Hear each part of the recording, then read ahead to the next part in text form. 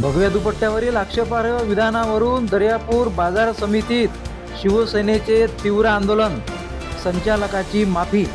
दर्यापूर कृषी उत्पन्न बाजार समितीमधील एका मुस्लिम संचालकाने भगव्या दुपट्ट्यावरून केलेल्या आक्षेपार्ह विधानाचा निषेध म्हणून आज शिवसेना शिंदे गटाने तीव्र आंदोलन केले।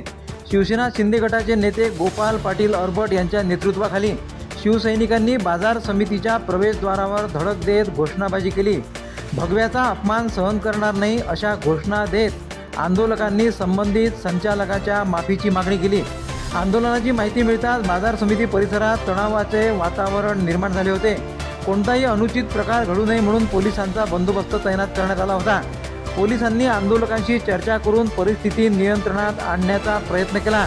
काही वेळ चाललेल्या घोषणाबाजीनंतर बाजार समिती प्रशासनाने हस्तक्षेप केला।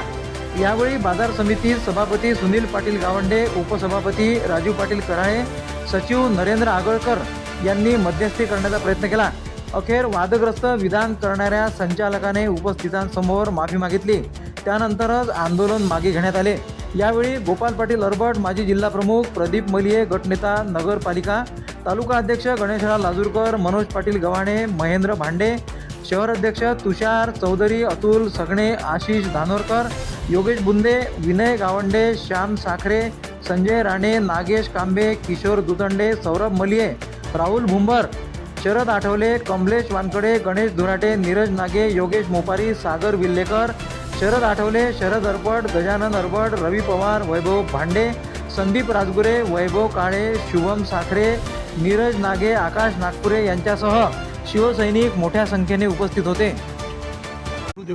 त्यानंतर त्यांनी आज आम्हाला मान्य करून सर्व शेतकरी बांधवाची आणि हिंदू बांधवांची माफी मागितली। त्यामुळे आमचा आता हा विषय संपलेला आहे।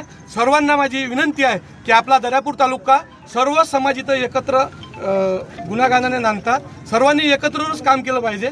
बाजार समितीमध्ये सर्व जाती धर्माचे लोक येतात म्हणून ही संस्था आपली पुऱ्या महाराष्ट्रात नावाजलेली आहे। यानंतर बाजार समितीमध्ये असा कुठलाही व्यवहार किंवा कोणा दुपट्ट्याला विरोध होऊ नये यासाठी आमचा आज न्याय देण्याचा हा विषय होता।